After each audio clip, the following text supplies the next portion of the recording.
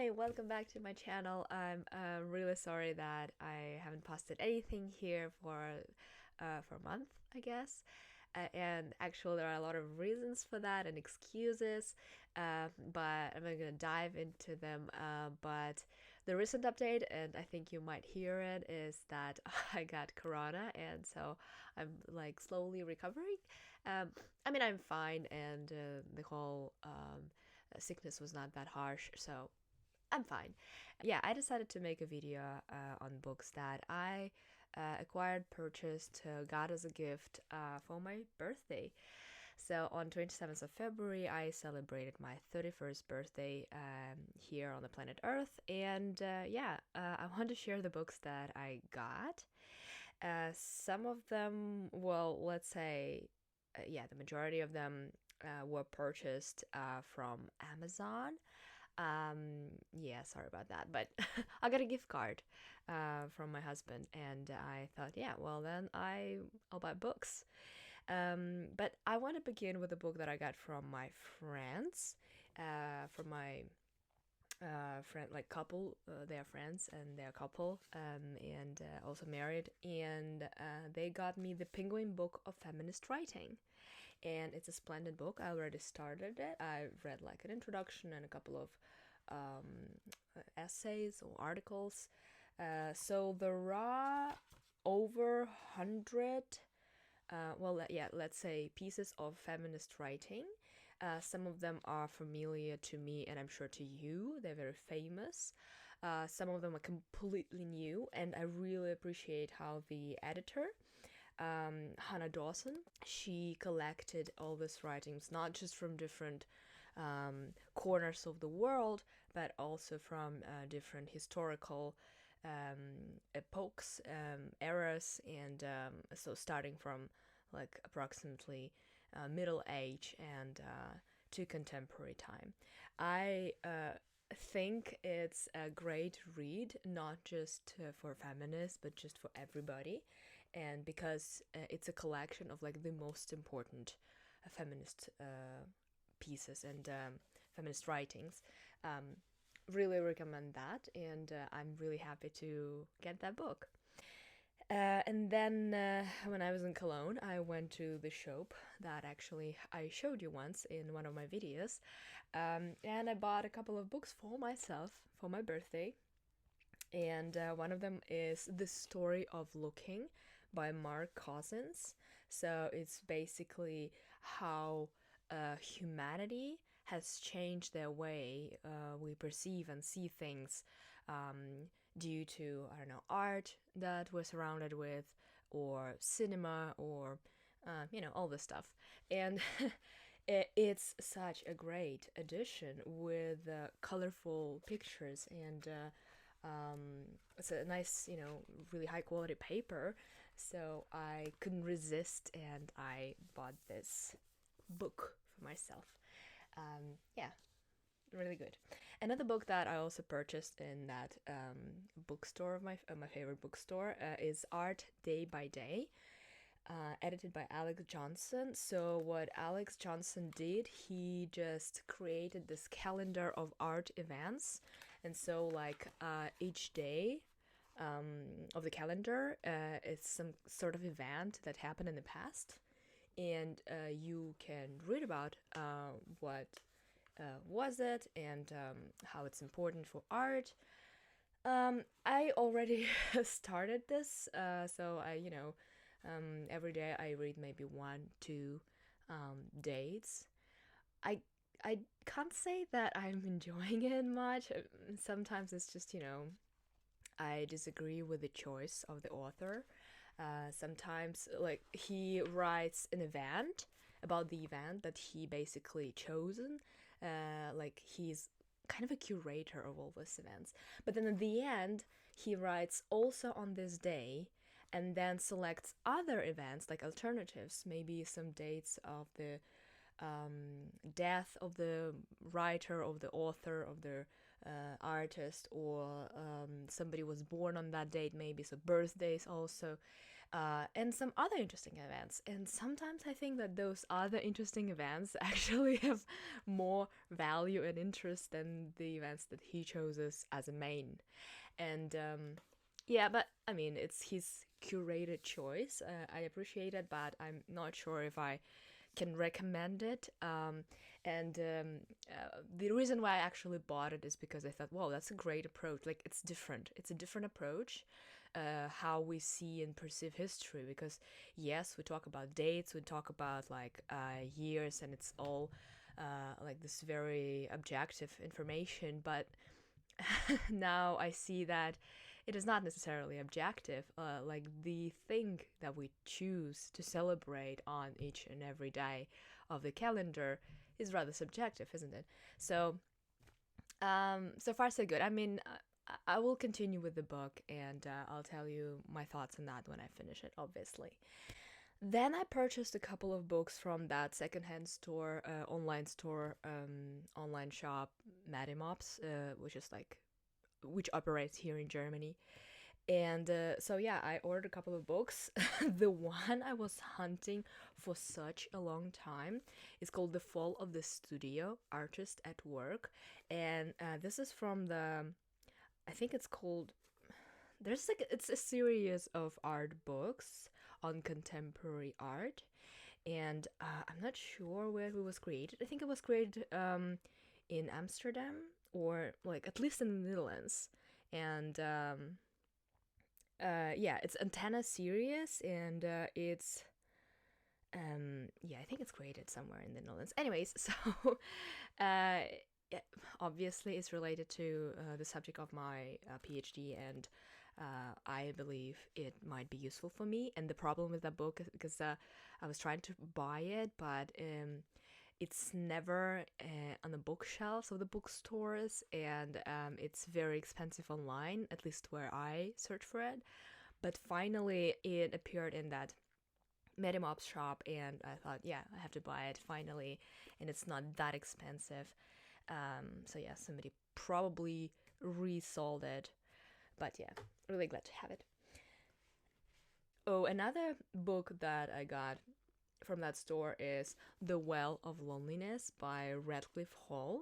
So essentially, I was reading that feministic book, and the author, the editor of the book, mentioned the Radcliffe Hall writing, like one of the earliest LGBTQ writings in the history of our humanity. So I thought, yeah, well, I have to try it. So I was lucky to find the secondhand copy, and yeah, I think I'm going to enjoy it. Another book that I purchased, and I think everybody reads it these days, it's called Before the Coffee Gets Cold. It's a Japanese novel written by Toshikazu Kawaguchi. I hope I pronounced the name correctly. And well, I'm sure if you follow booktube community, I'm sure you heard about this book, because literally every blogger has an opinion on that. It's like love and hate, but yeah, I want to read it and then see for myself what I think of it. I assume it's kind of like a magical realism, or like some fantastic situation, fantastic scenario where you can go to that imaginary cafe, or like a parallel cafe in the parallel life. I don't know. But anyway, so you go to that cafe and you've got a moment like until your beverage is still warm, you have time to meet one of the people from your past. And I'm sure it's full of like nostalgic feelings, and I mean, I don't mind these feelings. So yeah, I think I will enjoy it. Anyways, the next book that I purchased is called Battle Hymn of the Tiger Mother by Amy Chua. And I also hope that I pronounced the name correctly. And basically, it's a memoir of Amy, and she writes about her experience growing up with the Chinese mother. And I picked this book because I heard about this phenomena of the tiger mother. I believe that she actually coined this term, but maybe I'm mistaken. I'll let you know if it's not the case. So the thing is that parents in Asia, there are a lot of like immigrants in the United States, for example, who are coming from the Asian countries, for example, China, and they've got this feeling that they have to achieve a lot of success and live their American dream in the States because otherwise they won't survive. And so they push their kids into some unbelievable lifestyle, let's say, when they speak, I don't know, several languages, when they are really good at math, succeed in, I don't know, sports or wherever. But I mean, usually it is obviously math and science. And I thought, yeah, well, I think it is a problem, and it's a problem also of immigrants and problem of racial problem, and I really wanted to read about it. And what's also interesting for me, because I read sometimes books on parenting, on psychology, because it's just interesting for me, and I thought, yeah, that this is a great phenomenon to investigate. So yeah, I purchased that book for that. Another book that I got is Virginia Woolf, To the Lighthouse, finally. And I'm really glad that I got this Vintage Classics Collection edition with the drawing. It's like an artist who made all the drawings, let me show you, the whole series of Virginia Woolf novels. And all the covers were created by the artist Aino Maija Metsola. I'm really sorry if I pronounce it incorrectly, but yeah, it's such a beautiful edition. I already have Mrs. Dalloway, and finally I've got To the Lighthouse, the book that, needs no introduction. So yeah, and the rest of the book that I purchased on my Amazon gift card. I mean, I didn't spend all money, God bless, but some of them I spent on the books, obviously. And the first that I want to introduce, well, let it be this big baby, The Kitchen Studio. So I've seen this book in the offline store, and I noted that I want to have it, and so that was my chance finally to buy it, because also I purchased on Amazon, but from the secondhand store. And so it's a beautiful edition of artists creating some of the recipes, some dishes, and they describing their process, thoughts, ideas on that dishes. And I study artists' studios, and many of them have their own kitchen where, for example, they cook their own food, or where they organize meals for their assistants, or where they cook all together. So it varies, and it's a really cool phenomena, and I thought that I might, take a look at them and maybe cook something from that book. We'll see about that. But anyways, it's a beautiful book, and I'm glad I have it. And let's continue with another book on art, and it's finally I got You Are an Artist, Assignments to Speak Creation by Sarah Urist Green.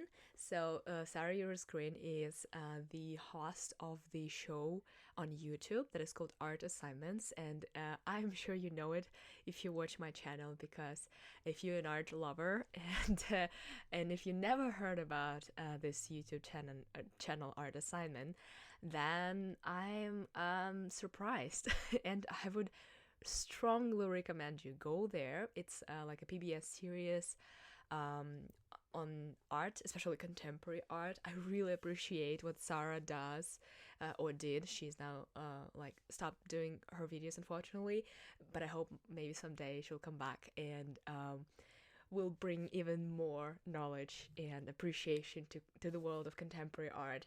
And recently, maybe a couple of years ago, she published her book, You Are an Artist.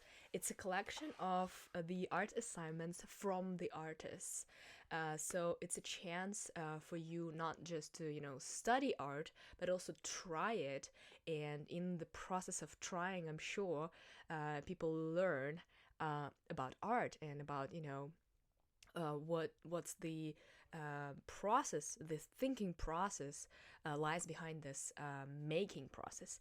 And I really, just because I enjoy the show and I appreciate what she's doing, I thought, yeah, it's time finally to get the book. So sometimes I didn't go too far, but sometimes I just open it before go to sleep and see what she offers, what the artists offer. And yeah, it's a really great book. I recommend it to anyone who's interested in contemporary art or in art process in general. Another book, also related to art, obviously, is by Ai Weiwei, and it's called 1000 Years of Joys and Sorrows. It's a memoir of Ai Weiwei, contemporary Chinese artist. And I was so surprised to see it on the bookshelves in the store. And I thought, wow, that's great. I didn't know he's writing a memoir. And so obviously, when I got a chance, I purchased that immediately. I also already began the book, but I stopped for a while because I feel that I just need to dive into it exclusively, like without being distracted on other books, because I'm sure it's like, because Ai Weiwei is a big life artist, and he requires a lot of, attention, and you need to study, his oeuvre. And yeah, I mean, of course, I'm familiar with his art and artworks, and I've got a couple of books on him. But here's finally his own opinion on his own life, his own perspective, and I think that should be a great experience. Can't wait. The rest of the books that I got, just 3 of them. And I want to present you, well, let's begin with this one, A History of Korea by Hwang. I think it's a Korean author, but I think he is a professor in Australia, and he specializes in Korean history. And so this is a new edition of the history of Korea. And well, a little update. I actually last month I began to study Korean language finally, because I think it's kind of ridiculous that I'm, half Korean, but I have no idea of like language and let's say history of Korea. I mean, I know on the surface some things, especially those that are related to my family, for example, and a couple of words that my father taught me when I was a kid. But apart from that, I'm very ignorant of my half of the past, and it's kind of ridiculous.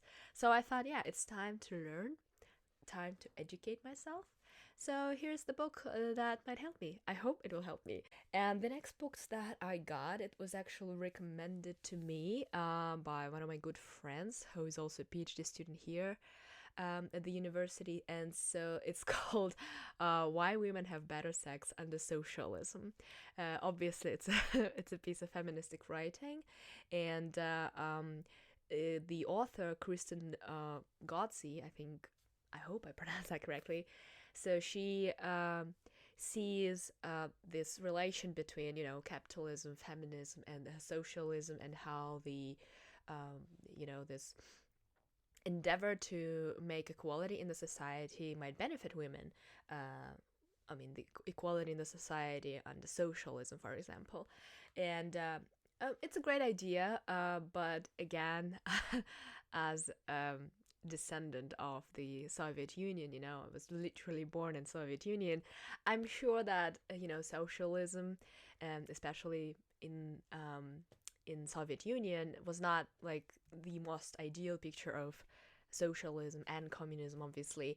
And so I can't wait to argue with this book. I mean, I'm sure she's like really I'm sure she's articulated enough to prove her point, and to be also critical about her own idea. But we'll see. Yeah, really can't wait to get to the book. And the last book that I've got, it was also recommendation from one of my friends from Berlin, and it's Joan Didion, The Year of Magical Thinking. So Joan Didion is very famous American author and journalist, and as far as I remember, like I read about her, and she's like that journalist, that woman who changed our perception of journalism and how we actually making journalism and what it means to be journalist. And I thought that, yeah, well, it's time to read something from her. I'm also looking forward maybe to purchase one of her books on America. Like she was, I think it was like kind of like her travel through America, and she was writing about, I guess, different states.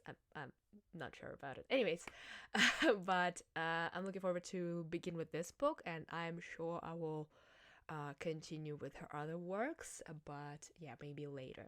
So yeah, that's it for today. In total, it's 14 books. I mean, it's fine because, you know, I set up a goal to read like 100 books this year. So obviously, to read 100 books, you need to have them or get them somewhere. And so I'm really glad that I got all of them. Some of them, it's not like I'm going to read like the whole, for example, the kitchen studio book, right? Maybe I'll go through a couple of recipes, and maybe some of the information will be useful for my research. So it's not that I'm going to read it from the page one to the last one. So yeah.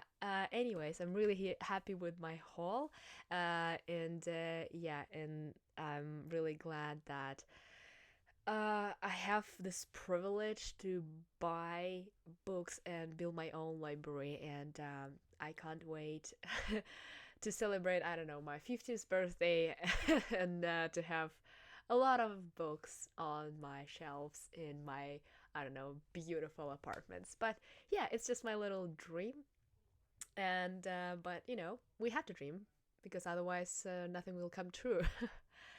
Yeah, thanks for being here. Thanks for watching my video. I hope you enjoyed this book haul. Maybe you got some ideas for book shopping, or maybe for gifts for your friends. I do think that some of them are like really good gifts, and especially for those who love art and books on art. Anyways, I hope you having a nice day, and you'll have a great weekend, and I'll see you very, very soon. Bye.